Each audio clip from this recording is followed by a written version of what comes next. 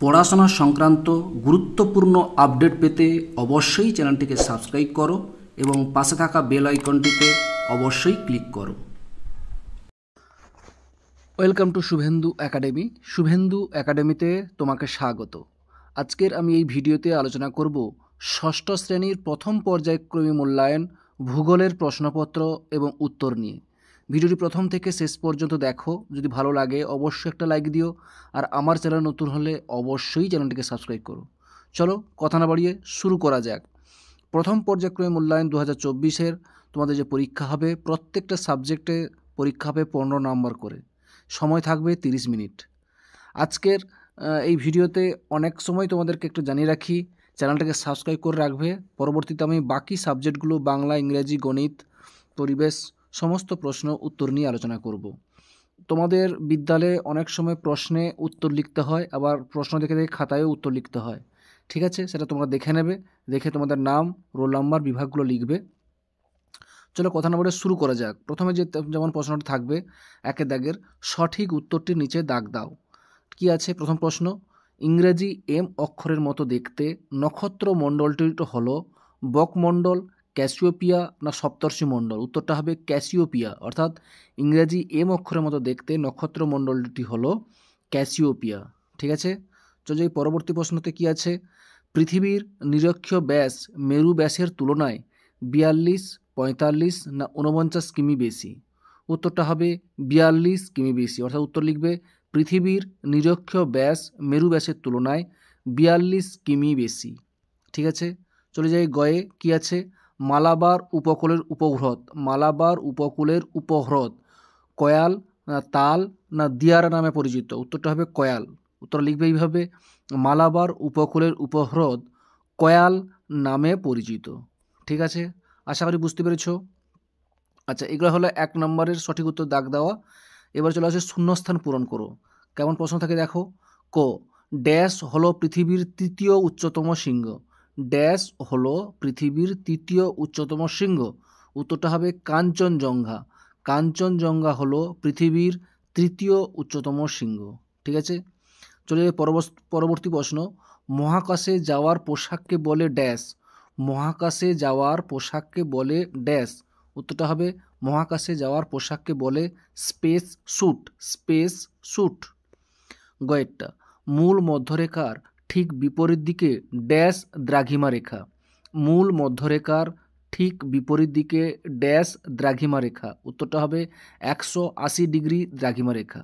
মূল মধ্যরেখার ঠিক বিপরীত দিকে 180 ডিগ্রি দ্রাঘিমা রেখা। আচ্ছা, চলে যাই পরবর্তী প্রশ্ন, অনুসরণ করা হয়েছে। আচ্ছা, ওইটার সঙ্গে যোগ আছে কোথায়? ওই যে মূল মধ্যরেখার ঠিক বিপরীত দিকে 180 ডিগ্রি দ্রাঘিমা রেখা অনুসরণ করা হয়েছে। উত্তরটা হবে। এবারও দেখো, এক কথায় উত্তর দাও। প্রথম প্রশ্ন বলেছে কতে, আলো আর অন্ধকারের মাঝের সীমারেখাকে কি বলে? আলো আর অন্ধকারের মাঝের সীমারেখাকে কি বলে? উত্তরটা এইভাবে লিখবে, উত্তর লিখবে ছায়াবৃত্ত। কিন্তু পুরোটা তুমি সুন্দর করে লিখবে, আলো আর অন্ধকারের মাঝের সীমারেখাকে বলে ছায়াবৃত্ত, পুরোটা লিখবে। এরপরে পরবর্তী প্রশ্ন, পৃথিবীর বৃহত্তম নদী মধ্যবর্তী দ্বীপ কোনটি? পৃথিবীর মনে রাখবে, পৃথিবীর বৃহত্তম নদী মধ্যবর্তী দ্বীপ কোনটি? উত্তরটা হবে ইলাহা দা মারাজো। ইলাহা দা মারাজো।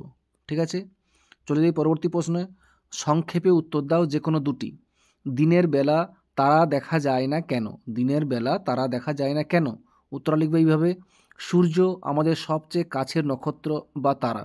দিনের বেলায় সূর্যের অতি উজ্জ্বল আলো আমাদের চারিদিকে ছড়িয়ে থাকে।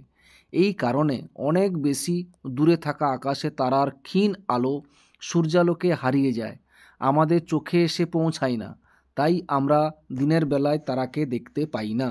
তাহলে বুঝতেই পারছো, উত্তর তোমরা এইভাবে সুন্দর করে, যেভাবে লেখা হয়েছে এইভাবে সুন্দর করে লিখে ফেলবে। ওকে, চলে যাই পরবর্তী প্রশ্ন, ক্ষয়ের দাগের গঙ্গার দুটি উপনদীর নাম লেখো। গঙ্গার দুটি উপনদীর নাম লেখো। উত্তরটা লিখবে, গঙ্গার দুটি উপনদী হলো যমুনা ও গোমতী।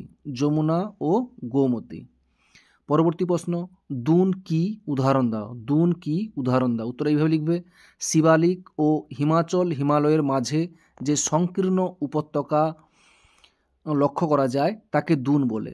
শিবালিক ও হিমালয়ের মাঝে যে সংকীর্ণ উপত্যকা লক্ষ্য করা যায় তাকে দুন বলে। উদাহরণ হচ্ছে দেরাদুন। ঠিক আছে, পরবর্তী প্রশ্ন, পৃথিবীর আবর্তন থেমে গেলে কি হবে? পৃথিবীর আবর্তন থেমে গেলে কি হবে? উত্তর এইভাবে লিখবে, পৃথিবীর আবর্তন থেমে গেলে পৃথিবীর যে দিকটা সূর্যের সামনে থাকবে শুধুমাত্র সেই দিকটি সব সময় সূর্যের আলো পাবে, ফলে সেখানে সারা বছর গ্রীষ্মকাল থাকবে এবং অধিক উষ্ণতার জন্য সব কিছু জলে পুড়ে ছাই হয়ে যাবে। অন্যদিকে যে অর্ধাংশে আলো পৌঁছাবে না সেখানে সারা বছর শীতকাল বিরাজ করবে এবং সব কিছু বরফে পরিণত হবে। ফলে জীবকুল সৃষ্টির পরিবেশ না থাকায় জীবকুল ধ্বংস হয়ে পৃথিবী ও অন্যান্য গ্রহের মতো ধূসর হয়ে যাবে। ঠিক আছে, এইভাবে প্রশ্নটা উত্তরটা লিখবে। এর পরবর্তী প্রশ্ন, যে কোনো একটি প্রশ্ন উত্তর দিতে বলেছে। প্রথম প্রশ্ন, পৃথিবী যে গোল তা যুক্তি দিয়ে বোঝাও। পৃথিবী যে গোল তা যুক্তি দিয়ে বোঝাতে হবে। এইভাবে লিখবে উত্তরটা, পৃথিবী যে গোল তার প্রত্যক্ষ প্রমাণ নিয়ে আলোচনা করা হলো। 1. জাহাজের দৃশ্য। কোনো জাহাজকে সমুদ্রের দিকে যেতে দেখলে প্রথমে পুরো জাহাজটি দেখা যাবে, তারপর ক্রমশ জাহাজটিকে ডেক পাল দেখা যাবে, শেষে জাহাজটির মাথা দেখা যাবে এবং তারপর আস্তে আস্তে জাহাজটি অদৃশ্য হয়ে যাবে। এর থেকে প্রমাণিত হয় যে পৃথিবীর আকৃতি গোলাকার। আচ্ছা, 2 নম্বর, দিগন্ত রেখা। পৃথিবীর কোনো ফাঁকা জায়গা থেকে দূরের দিকে তাকালে মনে হবে একটি বৃত্তাকার রেখা বরাবর আকাশ এবং পৃথিবীর এক জায়গায় পরস্পর মিলিত হয়েছে। একে বলে দিগন্ত রেখা। পৃথিবী সমতল হলে দিগন্ত রেখা সমতল হতো। এর থেকে প্রমাণিত পৃথিবীর গোলাকার বলে দিগন্ত রেখা বৃত্তাকার। 3 নম্বর, চন্দ্রগ্রহণ। চন্দ্রগ্রহণের সময় চাঁদের উপর পৃথিবীর যে ছায়া পড়ে তার আকৃতি গোলাকার। এর থেকেই প্রমাণিত পৃথিবী গোলাকার। আচ্ছা, খ, পরের প্রশ্ন বলেছে, ভারতের নদী গঠিত সমভূমি অঞ্চলের পরিচয় দাও। ভারতের নদী গঠিত সমভূমি অঞ্চলের পরিচয় দাও। কীভাবে লিখবে না, এই সমভূমি ভারতের বৃহত্তম সমভূমি অঞ্চল। অবস্থান, উত্তরে হিমালয় পার্বত্য অঞ্চলে পাদদেশ থেকে দক্ষিণে উপদ্বীপীয় মালভূমি অঞ্চলের উত্তর অংশ পর্যন্ত এই সমভূমি অবস্থিত। পাঞ্জাব, উত্তরপ্রদেশ, হরিয়ানা, বিহার, পশ্চিমবঙ্গ, অসম এই রাজ্যগুলো জুড়ে সমভূমি অঞ্চলটি বিস্তার লাভ করেছে। উৎপত্তি, সিন্ধু, গঙ্গা ও ব্রহ্মপুত্র প্রভৃতি নদীগুলো হিমালয় পার্বত্য অঞ্চল থেকে পলি, কাঁকর, নুড়ি বয়ে এনে এই সমভূমি সৃষ্টি করেছে। শ্রেণীবিভাগ, এই অঞ্চলটি 3 ভাগে বিভক্ত, যথা 1.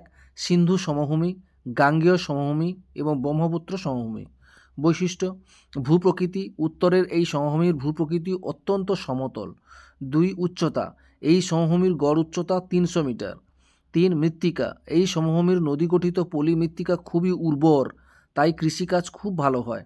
4. উপাদান, পার্বত্য অঞ্চলে খরস্রোতা নদী দ্বারা বাহিত নুড়ি, কাঁকর, বালি, পলি সঞ্চিত হয়ে সমভূমি অঞ্চলটি গঠিত হয়েছে। 5. পরিবহন, সমতল ভূমি হওয়ার যাতায়াত ব্যবস্থা উন্নত এবং বহু শিল্পের বিকাশ ঘটেছে। 6. জনবসতি, এই সমভূমি অঞ্চলে অত্যন্ত জনবহুল। এই সমভূমি অঞ্চলটা অত্যন্ত জনবহুল। এইভাবে এই প্রশ্নের উত্তরগুলো সুন্দর করে লিখবে। এইরকম ধরনের আরও অনেক প্রশ্ন থাকতে পারে। এই প্রশ্নগুলোও ইম্পর্ট্যান্ট, এগুলো ভালো করে করবে এবং অবশ্যই চ্যানেলটিকে সাবস্ক্রাইব করে রাখবে, কারণ পরবর্তী আমি বাকি প্রশ্নগুলো নিয়ে আসবো। সকলে ভালো থাকো, সুস্থ থাকো, ধন্যবাদ।